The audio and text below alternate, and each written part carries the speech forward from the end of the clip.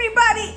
Well, yes, my name is Aruma Chaturvedi and I'm your social science educator at an academy platform. तो ये an academy platform आपको notes के साथ में दे रहा है कुछ live classes, कुछ quizzes and of course the test series. और ये सारी चीजें आपको मिलेंगी सिर्फ एक चीज करने के बाद and that is to download the Unacademy app. So what are you waiting for, guys? जल्दी जल्दी से जाओ Unacademy app डाउनलोड करो and use the code ARI10 ताकि आप जितना भी वहाँ पर फ्री कंटेंट है जैसे कि हमारी स्पेशल क्लासेस यहाँ पर आपको अपने लाइव एजुकेटर्स लाइव देखेंगे और यहाँ पर आप उनसे बात कर सकते हो, इंटरेक्ट कर सकते हो. Second of course we have the test series, the T20 test series, जो कि आई एम श्योर आपको बहुत पसंद है. यहाँ पर आपकी डेली टेस्ट सीरीज होती हैं फॉर डिफरेंट क्लासेस. एंड अगर विश्वास नहीं हो तो डिस्क्रिप्शन बॉक्स में जाओ, सारे के सारे लिंक्स प्रोवाइडेड है, गो चेक देम आउट. और उसके बाद आपके पास में है हमारे डेली प्रैक्टिस सेशंस जिन्हें हम क्विजेस के नाम से भी जानते हैं, राइट. तो जल्दी से जाओ, ये क्विजेस आप खुद भी होस्ट कर सकते हो, अपने दोस्तों को बुला सकते हो, एंजॉय कर सकते हो. एंड ऑफ कोर्स ये सारी चीजें अनलॉक करने के लिए आपको सिर्फ एक कोड यूज करना है, दैट इज ARI10. यानी फ्री में चाहिए तो ARI10 का कोड यूज करो, राइट. इसके अलावा we also provide you with the plus classes and of course the iconic classes. तो ये प्लस क्लासेस आपको देती हैं daily live sessions, one doubt clearing class and all the sessions. And of course आपके जो educators हैं वो आपसे पर्सनल इंटरेक्ट करते हैं, ठीक है. सो ऑफ कोर्स यहाँ पर आपको practice sessions, PDFs, every other thing what even you asking for यहाँ पर आपको प्लस क्लासेस में मिलती हैं. Then we have the iconic classes, और आइकॉनिक क्लासेस में प्लस के साथ साथ जितनी भी आपको प्लस में एडवांसमेंट्स हैं उसके साथ साथ आपको एक पर्सनल मेंटोर मिलता है जो कि आपके जब भी आपको डाउट हो ना आप उसे पूछ सकते हो एंड ही और she will answer you. And then that personal mentor will be connected to your parents और वो आपकी डेली रिपोर्ट्स देगा आपके पेरेंट्स को. So the money is worth it absolutely. और इस मनी को अगर आपको थोड़ा सा कम करना है तो of course use the code ARI10 again to get extra 10% discount. जल्दी से जाओ, फटाफट से use the code ARI10 for all the free content and of course for the plus and the iconic classes.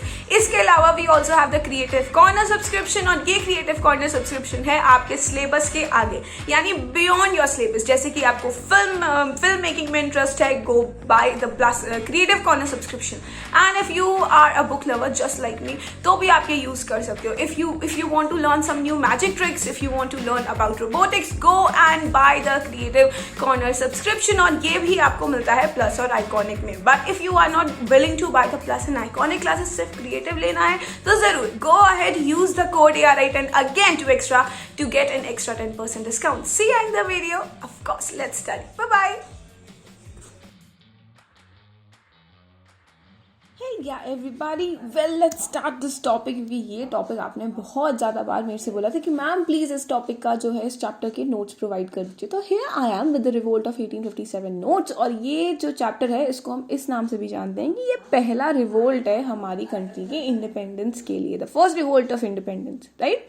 तो लेट्स टॉक अबाउट दिस. और अगर आपको कोई और चैप्टर की नोट्स चाहिए तो please let me know in the comment section below. I will definitely read and provide you the notes with, right. So सबसे पहला क्वेश्चन जो मेरे दिमाग में आता है चैप्टर का नाम पढ़ते ही, दैट वाज कि व्हाई दिस रिवोल्ट हैपेंड. ये रिवोल्ट हुई ही क्यों थी, क्योंकि पहले ही से ब्रिटिशर्स रूल कर रहे थे.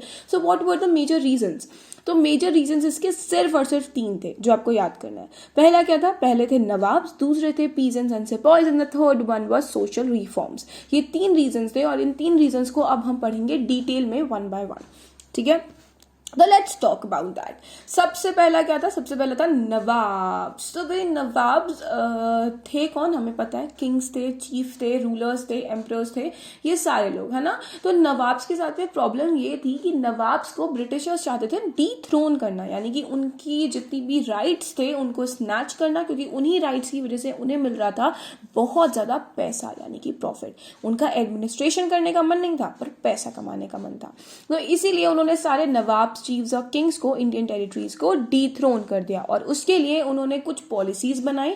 जो पॉलिसीज थी subsidiary alliance, doctrine of lapse, ये दोनों बहुत बहुत बहुत इंपॉर्टेंट पॉलिसीज थी. उसके बाद the claim to paramountcy and residents appoint करना इन इंडियन टेरिटरीज.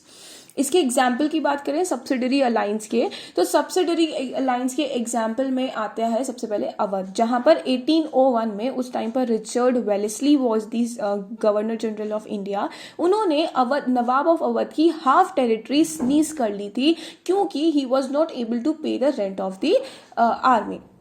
फिर 1849 में डलहौजी ने, गवर्नर जनरल डलहौजी ने क्या किया, पूरा का पूरा अवध ही on the charges of misgovernment annex कर लिया। 1849 में डलहौजी ने, द सेम गवर्नर जनरल ने क्या किया, ये चीज बोल दी कि रेड फोर्ट को खाली करना पड़ेगा आफ्टर द डेथ ऑफ बहादुर शाह जफर। और उन्होंने एक और चीज, नया फरमान जारी कर दिया 1856 में कि कोई भी अब मुगल एम्परर नहीं बोला जाएगा, the last Mughal emperor will be considered as Bahadur Shah Zafar. और डॉक्ट्राइन ऑफ लैप्स के एग्जाम्पल में तो क्या ही बात करें, आपको पता ही होगा, झांसी की रानी यानी कि Rani Lakshmibai of Jhansi, right. So second point was peasants and sepoys. तो पीजेंट्स एंड सिपॉइज के साथ में क्या हुआ, हमें पता है पीजेंट्स के साथ में उनको हाई टैक्सेस देने पड़ते थे और बहुत ही हार्श मेथड से टैक्सेस उनसे लिए जाते थे, जिसमें हमने रियोतवारी, महलवारी और बहुत सारे अलग अलग टाइप के लैंड रेवेन्यू सिस्टम पढ़े, है ना। तो ये पीजेंट्स की प्रॉब्लम थी, उनको ये चीज समझ नहीं आ रही थी कि भाई इतना तो प्रॉफिट ही नहीं होता जितना हम टैक्सेस पे कर देते हैं। फिर उसके बाद जो हमारे सिपॉइज थे यानी कि soldiers, they were ill treated with in comparison to their British equals. उनको अलाउंसेस और पे बहुत कम मिलते थे और उन्हें ऐसा लगता था कि ब्रिटिशर्स उनके रिलीजियस बिलीफ्स को तोड़ना चाहते हैं, वॉयलेट करना चाहते हैं। और ऐसा उन्हें इसलिए लगा क्योंकि 1824 में जब आर्मी को बर्मा जाना पड़ गया तो उन्होंने ये चीज मना कर दी कि we are not going through the sea route. Why Indian सिपाही से पूछा गया कि भाई क्यों मना कर रहे हो, क्या हो गया, तो उन्होंने ये चीज उनको बताई कि भाई हमारे रिलीजियस में बाहर जाना इज नॉट अलाउड। अगर हम सी रूट क्रॉस करेंगे, सी रूट के थ्रू अपनी कंट्री क्रॉस करेंगे तो हमारा रिलीजियस हमारे साथ हाथ छोड़ देगा। और इसकी वजह से जो हमारे इंडियन सिपाही थे उनको पनिश किया गया, उनकी जॉब्स उनसे ले ली गई। और 1856 में ब्रिटिश ईस्ट इंडिया कंपनी ने एक नया रिक्रूटमेंट लॉ बना दिया जिसके अकॉर्डिंग हर सोल्जर को ये चीज साइन करनी पड़ेगी कि उसे कभी भी आर्मी में आना है तो उसे सी रूट के थ्रू लैंड क्रॉस करने के लिए अपने आप को वो अवेलेबल कराएगा। Now the third one was society reforms, जैसे कि ब्रिटिश ईस्ट इंडिया कंपनी ने नए लॉज बनाए ताकि हमारी सती सिस्टम को अबॉलिश कर सकें, विडो रीमैरिज को ऑन कर सकें और इंग्लिश एजुकेशन को प्रमोट कर सकें, राइट। और उसके साथ में उन्होंने क्रिश्चियनिटी अडॉप्ट करना और इजी बना दिया 1850 में। कैसे इजी बना दिया कि अब कोई भी अगर क्रिश्चियनिटी अडॉप्ट करता तो वो भी अपने फैमिली के लैंड या फैमिली की वेल्थ का पूरे तरीके से हिस्सेदार बन जाता था, ठीक है ना। अभी हमने रीजंस तो पढ़ लिए, अब हम बात करते हैं स्टोरी की कि 1857 की स्टोरी थी क्या, हुआ क्या, कैसे हुआ, एवरी अदर थिंग, राइट। तो लेट्स स्टार्ट अबाउट कि ये जो मेजर प्रॉब्लम थी 1857 का, जो मेन स्पार्क आया, ये कहाँ से आया, कहाँ से स्टार्ट हुआ ये सब कुछ, है ना। तो यहाँ से हुआ ये सब कुछ start. Let's talk about the northern India of 1857। तो नदर्न इंडिया 1857 में सबसे पहले म्यूटनी स्टार्ट हो गई। म्यूटनी का मतलब क्या होता है, जब सोल्जर्स अपने ही सुपीरियर आर्मी ऑफिसर्स की बातों को डिसओबे यानी कि मानने से मना कर देते हैं और उनसे रिवोल्ट करना स्टार्ट कर देते हैं, दैट इज म्यूटनी। अब इसमें 2 केसेस होते हैं सबसे इंपॉर्टेंट, जिसकी वजह से ये जो स्पार्क थी ये आग में बदल जाती है। पहला केस था मंगल पांडे का केस, जो कि 29 मार्च को 1857 में उनको बैरकपुर में, दैट इज इन बंगाल, वहां पर उन्हें फांसी की सजा दे दी गई। क्यों मारा, क्यों गया, क्योंकि उन्होंने अपने आर्मी ऑफिशियल्स को, अपने सुपीरियर्स को मना कर दिया था कि वो उनकी बात नहीं मानेंगे और उनके साथ में कुछ हाथापाई हो गई थी उनकी। इसकी वजह से मंगल पांडे को प्रॉपरली पनिश किया गया। अब उसकी वजह से तो गुस्सा था ही। अब सेकंड सबसे इंपॉर्टेंट चीज थी the cartridge episode. Cartridge episode में ये प्रॉब्लम थी कि भाई जितने भी नई कार्ट्रिजेस आ रही थी उन सब में that were greased with the pigs and that was greased with the fat of pigs and cow, यानी कि पिग और काउ का जो फैट होता है उससे उसकी ग्रीसिंग करी गई थी। अब प्रॉब्लम ये थी कि उस कार्ट्रिज को उसको खींचना पड़ता था मुंह से। अब वो soldiers, these were Indian and Muslim, they won't touch it with their mouth, क्योंकि भाई ये चीज तो हमारे रिलीजियस के खिलाफ है। और इसीलिए सोल्जर्स को ये लगता था कि वो उनके रिलीजियस सेंटिमेंट्स को हर्ट करें। कौन हर्ट करें? British East India company. But जब ये चीज़ कार्टरेज के लिए मना किया गया कि सारे हमारे सोल्जर्स ने मना कर दिया, यानी सिपॉइज ने मना कर दिया, तो 85 सोल्जर्स को ड्यूटी से डिसमिस कर दिया गया और उन्हें 10 साल की सजा सुना दी गई ऑन 9 मई 1857। अब इसके आगे क्या हुआ? यहीं के जो हमारे, ये सारा सीन हो रहा था मेरठ में, ठीक है, ये सारा सीन हो रहा था मेरठ में इन दी नदर्न इंडिया। अब इसके बाद ये हुआ, कंटिन्यूड कैसे हुआ, इसके बाद ये हुआ कि 1857 में 10 मई को जितने भी बाकी सोल्जर्स थे उनको ये बात सुनकर गुस्सा आ गई, क्योंकि पहले तो मंगल पांडे का केस सुन के ही गुस्सा थे। अब इन्होंने क्योंकि कार्टरेज यूज करने से मना करने की वजह से उन्हें डिसमिस कर दिया, जेल दे दिया, जेल की सजा सुना दी, तो इसलिए वो लोग और गुस्से में आ गए और उन्होंने अटैकिंग और किलिंग स्टार्ट कर दी of British East India Company officials पर, ठीक है। उन्होंने जेल से सब पर अटैक किया, उन्होंने सबको बाहर निकाला, जितने भी उनके 85 सोल्जर्स थे उनको, और उसी रात वो दिल्ली अपने घोड़ों पर बैठकर चले गए। सो हाउ इज द जोश? Very high at that night, है ना। बट अभी एक प्रॉब्लम थी कि ये सारे के सारे सोल्जर्स थे, पर इनका लीडर कौन था? कौन करेगा इन्हें लीड? हमें क्या पता? हमें पता है, क्योंकि इन सोल्जर्स ने सिर्फ एक चीज सोच ली थी कि बहादुर शाह जफर। पर क्यों? आपने सोचा है? क्योंकि इतने सालों से हमें मुस्लिम्स रूल कर रहे थे और इनके दिमाग में एक चीज ये बात बैठ गई थी अच्छे से कि अगर मुस्लिम्स ने इतने सालों तक रूल किया है तो सबसे अच्छा कोई लीडर होगा हमारे लिए, तो that will be Bahadur Shah Zafar.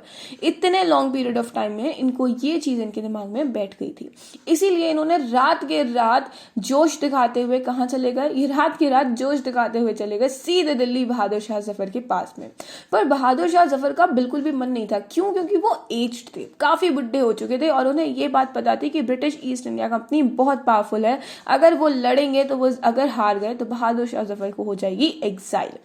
Now the problem was कि इतने सारे सोल्जर्स घर पर आकर बैठे हुए हैं, तो भाई उनको एग्री करना पड़ा, क्योंकि ये सब काम हो रहा था रेड फोर्ट के बाहर। तो अब उन्होंने एग्री किया और सारे किंग्स, जितने भी बचे कुछ किंग्स थे हमारे इंडियन टेरिटरीज के, उन सारे लोगों के दिमाग में चल गई बत्ती कि उन्होंने बोला कि भाई अब तो हमें हमारा किंगडम मिल जाएगा वापस। किसके सहारे? बहादुर शाह जफर के सहारे। तो बेसिकली उन सारे किंग्स ने क्या किया? उन सारे किंग्स और क्वींस ने बहादुर शाह जफर के कंधे पर रखकर चलाई बंदूक। उसमें से कौन कौन थे? उसमें से थे नाना साहिब ऑफ ये बाजीराव, पेशवा बाजीराव जो हमारे थे, उनके बेटे। फिर हमारे थे नवाब वाजिद अली शाह के जो बेटे थे वो लखनऊ में, उनकी वाइफ बेगम हजरत महल, उनका नाम था बिरजीस कद्र। तो हमारे जो नवाब वाजिद अली शाह थे लखनऊ के नवाब, उनके बेटे का नाम था बिरजीस कद्र। फिर हमारी थी रानी लक्ष्मीबाई, जिन्होंने भी सेम चीज सोची कि भाई क्यों नहीं, हमें भी तो चाहिए अपना एम्पायर, हमारे बेटा यूज करेगा। फिर थे उनके साथ में मिले हुए तात्या तोपे, who was the general of Nana Sahib. इन सब ने मिलकर क्या सोचा कि चलो भाई बहादुर शाह जफर तो लड़ ही रहे हैं, उनके साथ में हम भी लड़ लेते हैं। और उन्होंने सब लोगों ने बहादुर शाह जफर की सुपीरियोरिटी को एक्सेप्ट कर लिया और रिवोल्ट में शामिल हो गए। अब कुछ अलग अलग पॉइंट्स बने जहां पर सब लोग मिलके, जैसे अभी होता है ना कि ग्रुप में कैंटीन में इस जगह पर बैठ गई, सब पूरा ग्रुप मिलेगा एक साथ में, है ना, वैसे ही नोडल पॉइंट्स बन गए थे। कानपुर, लखनऊ और दिल्ली, पूरे नॉर्थ इंडिया से सोल्जर्स और लीडर्स आ रहे थे और इस पॉइंट पर मिल रहे थे रिवोल्ट की कुछ प्लानिंग प्लॉटिंग करने के लिए। उसमें से कौन थे? उसमें से थे Ahmadullah Shah, he was a मौलवी इन फैजाबाद, और वो सब को लेकर कहाँ पहुंचे? वो पहुंचे लखनऊ, LKO, ठीक है, वो सब को लेकर पहुंचे लखनऊ। बिहार में एक बहुत ही पुराने जमींदार थे जिनका नाम था कुंवर सिंह, उन्होंने लीडरशिप एक्सेप्ट कर ली और वो वहां के सारे लोगों को लेकर पहुंच गए कानपुर, लखनऊ और दिल्ली। फिर आए बरेली में भक्त Khan, he was also a soldier, और उन्होंने भी अपने सोल्जर्स की जो पूरा रेजिमेंट था उसको लीड करना स्टार्ट कर दिया। पर कंपनी ने क्या किया? क्या कंपनी उस टाइम पर हाथ पे हाथ रख के बैठी रहती? उससे कुछ नहीं करना था, उससे भी करना था। उसने क्या किया? उसको लग रहा था कि अरे कैसे ऐसी सोच रही है, हाथ से निकलने देंगे, इतना तो पैसा मिल रहा है इंडिया से, ऐसे कैसे इंडिया को छोड़ दें, अभी तक तो हमने पूरा नहीं चूसा इंडिया को। तो उन्होंने क्या किया? उन्होंने इंग्लैंड से मंगाई रेनफोर्समेंट यानी कि वेपन्स, आर्म्स, ये सारी नई नई चीजें जो कि इंडिया के पास उस टाइम पर नहीं थी। They were actually very technologically advance then we were. इसीलिए उन्होंने क्या किया, ये सारी एनफोर्समेंट मंगाई, दिल्ली को रिकैप्चर किया इन सितंबर 1857। बेगम जिन्नत महल जो कि बहादुर शाह जफर की वाइफ थी उनको पकड़ा, बहादुर शाह जफर को पकड़ा, इन दोनों को पकड़ के इन दोनों के सामने इन दोनों के जो 2 बेटे थे उन दोनों को मार दिया। कितना 2 हो गया, पर उन दोनों को इनके सामने मार दिया। और बहादुर शाह जफर को एग्जाइल दे दी गई इन अक्टूबर 1857 ऑफ रंगून। और उस टाइम पर तो टेलीफोन्स भी नहीं होते थे, तो क्या करें, वहां पर रंगून चले गए Bahadur Shah Zafar, that is in Burma, यानी कि आज का म्यांमार। उसके बाद ऐसे ही उन्होंने रानी लक्ष्मीबाई को मार दिया after a very strengthful fight in June 1858। और तात्या तोपे जो कि अप्रैल में जिनकी डेथ हुई इन 1859, क्यों, क्योंकि he captured the northern forest of India, वहां पर उन्होंने गोरिल्ला वॉर स्टार्ट कर दी थी after against the Britishers, but वो ज़्यादा टाइम चल नहीं पाई और अप्रैल 1859 में उनकी डेथ हो गई। डेथ कैसे, ब्रिटिशर्स ने उन्हें मार दिया। ठीक है, आगे चलते हैं, आगे क्या हुआ। ओके, तो भाई ये सब कुछ हुआ कैसे, यानी कि उन्होंने ये सारे लोग ब्रिटिशर्स के साइड में आए कैसे, क्योंकि हमें पता है 1857 के बाद एक और रिवोल्ट हुई थी, तो यानी कि सब लोग आए होंगे ब्रिटिशर्स के साथ में, तभी तो ये रिवोल्ट हुई ना वापस से। अभी क्या हुआ कि ब्रिटिशर्स के दिमाग में एक बहुत ही अच्छा एक प्लान आया, तो ब्रिटिशर्स ने ये सोचा कि वापस से लोगों की लॉयल्टी कैसे लें अपने हाथ में। तो उन्होंने क्या किया, उन्होंने ना रिवॉर्ड्स निकालने चालू कर दिया, जैसे आपने देखे वो पैम्पलेट्स में लिखे उन्होंने बोला कि भाई ये लोग रिवॉर्ड्स के नाम पर तो जरूर आएंगे, ऐसे लिखा होता है ना कि इसको पकड़ा तो 10,000 का रिवॉर्ड, इसको पकड़ा तो 20,000 का रिवॉर्ड, वैसे ही ब्रिटिशर्स ने रिवॉर्ड निकाले। तो ब्रिटिशर्स ने क्या रिवॉर्ड निकाले, ब्रिटिशर्स ने रिवॉर्ड निकाले कि भाई जो भी आपको लैंड छीन लिया गया था आपसे, जमींदारों से, वो आपको मिल जाएगा वापस से, और आपको कोई पनिशमेंट नहीं मिलेगा अगर आपने किसी भी वाइट इंसान यानी ब्रिटिशर को किल नहीं किया होगा तो। अब लोगों को पता चला, लोगों को ये बात समझ में आई कि भाई ब्रिटिशर्स, उन्हें लगा कि भाई ब्रिटिशर्स तो हैं स्ट्रॉन्ग, क्योंकि उन्होंने बहादुर शाह जफर को तो कर लिया है कंट्रोल में, यानी कि उसे एग्जाइल में भेज दिया। अब हमारे पास लीडर नहीं है, और लीडर नहीं है यानी कि ये कि हमारी रिवोल्ट जो है वो धीरे धीरे डाई डाउन हो जाएगी। तो इससे बेटर क्या है कि चलो भाई कन्फ्रंट कर लेते हैं ब्रिटिश ईस्ट इंडिया कंपनी से। अब इसके बाद क्या हुआ, धीरे धीरे करके 1859 तक ब्रिटिश ईस्ट इंडिया कंपनी ने पूरा का पूरा कैप्चर कर लिया वापस से, जो भी उन्हें रिकैप्चर करना था, जो भी रिवोल्ट के रिबेलियन में उनके हाथ से लूज हो गया था, वो सब के सब 2 साल में उन्होंने पूरी की पूरी 1857 की रिवोल्ट को सप्रेस कर दिया। उसके बाद जो उन्होंने सबसे पहला स्टेप लिया, जो उन्हें लगता था कि सबसे इंपॉर्टेंट है भाई हमारे लिए, that was to pass a act that was government of India act 1858 का। ये गवर्नमेंट ऑफ इंडिया एक्ट ये कहता था कि जितनी भी पावर अभी ब्रिटिश ईस्ट इंडिया कंपनी के पास में है, वो सारी की सारी पावर ब्रिटिश क्राउन के पास चली जाएगी, यानी कि जो भी ब्रिटेन में जो भी रूल कर रहा होगा उसके पास चली जाएगी। So that is why India was known as British India, right. उसके बाद इसी एक्ट के अकॉर्डिंग एक और चीज लिखी गई कि एक सेक्रेटरी अपॉइंट किया जाएगा इंडिया के लिए, इंडियन टेरिटरी के लिए, जिसको एडवाइज करने के लिए एक अलग से इंडियन काउंसिल खोली जाएगी, जो कि इंडिया के वेलफेयर में ये सारी एडवाइजेस और सारे लॉस को बनाएगी। ऐसा सिर्फ बोला गया था, माना नहीं गया था। फिर आते हैं हमारे गवर्नर जनरल, जिनकी पोस्ट का नाम अब हो गया था चेंज करके viceroy of India. So these were the 3 important things जो कि गवर्नमेंट ऑफ इंडिया एक्ट 1858 के साथ में आई। ये सारे चेंजेस थे जो कि 1857 की रिवोल्ट के बाद हुए। सेकेंड, लोगों ने ब्रिटिश ईस्ट इंडिया कंपनी ने क्या किया, ईस्ट इंडिया कंपनी ने डॉक्ट्राइन ऑफ लैप्स नाम की जो पॉलिसी बनाई थी, जिसकी वजह से ये सारी लड़ाइयां हुई थी, उसको रिपील कर दिया, यानी कि वापस से हटा दिया। बट उन्होंने ये चीज बोली कि कोई भी अगर रूल करेगा तो उन सारे किंग्स और सारे क्वींस को, ब्रिटिश क्राउन को सुपीरियर मानना पड़ेगा, यानी कि क्लेम टू पैरामाउंसी अभी भी था, बस डॉक्ट्राइन ऑफ लैप्स को हटा दिया गया था। उन्होंने एक चीज और डिसाइड करी कि यूरोपियन सोल्जर्स का नंबर, यानी कि ब्रिटिश सोल्जर्स का नंबर उनकी आर्मी में ज्यादा होगा और इंडियन सोल्जर्स का नंबर कम होगा। पहले जहां इंडियन सोल्जर्स अवध और लखनऊ से आते थे, बरेली से आते थे, मेरठ से आते थे, अब ये सारे इंडियन सोल्जर्स कहाँ से आते थे, अब ये सारे इंडियन सोल्जर्स होते थे वो या तो पठान, सिख या गुरखाज, क्योंकि इन्हीं लोगों ने इनके साथ में रिवोल्ट नहीं किया था, बाकी सब ने इनके साथ में रिवोल्ट किया था। Fourth and the very important change that our country saw was after the revolt of 1857 was कि मुस्लिम प्रॉपर्टी को कॉन्फिस्केट कर दिया, यानी कि छीन लिया गया. क्यों छीना? क्योंकि ब्रिटिशर्स को ये लगता था कि ये जो रिवोल्ट ऑफ 1857 हुआ है वो सिर्फ और सिर्फ मुस्लिम्स की वजह से हुआ है. मुस्लिम्स ही इसकी जड़ कहते कारण है, जो भी बोलते हैं उसे जड़ है इस पूरी रिवोल्ट के, राइट. सो इसीलिए उन्हें मुस्लिम से कुछ ज़्यादा एक अलग से पर्सनल ग्रजेस थे और उन्होंने मुस्लिम्स की सारी प्रॉपर्टीज़ को कॉन्फिस्केट कर दिया. So I hope the chapter is clear. It was an easy chapter, but here we have the notes of it. Thank you so very much for watching this video, and please do like, share and subscribe the video. Share it with your friends, and अगर chapter नहीं समझ में आया हो तो please download the Unacademy learning app. Here we are doing it live. Sessions होने वाले हैं इसके, और Unacademy class 8 YouTube channel पर भी जाओ, videos देखो, समझ में आ जाएगा. Thank you again.